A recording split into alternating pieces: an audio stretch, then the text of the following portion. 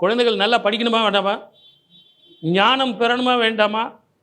ஞானவேல் சொல்லுங்க, சக்திவேல், சக்திவேல், வேல்வேல். அவ்வளோதான். அந்த வெற்றிவேல் வேணும்னா உங்கள் பிள்ளைங்களை கூட்டிகிட்டு வாங்க. திருமணம் நடக்கணும்னா உங்கள் மகளை கூட்டிகிட்டு வாங்க. நல்ல குழந்தைகள் சத்தானம் வேணும்னா உங்கள் பிள்ளைங்களை கூட்டிகிட்டு வாங்க. நல்ல வீடு, வாசல், வேலை, தொழில், இது அத்தனையுமே அமையணும்னா வேல் பூஜை செய்யுங்க. இன்னைக்கு மட்டும் இல்லை, உங்கள் வாழ்நாள் முழுவதும் செய்யுங்க.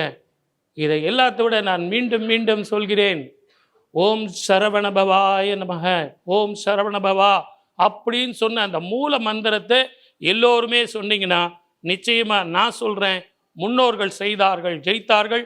நான் சொன்னேன், என்னுடைய நேயர்கள் எல்லாம் ஜெயித்தார்கள்.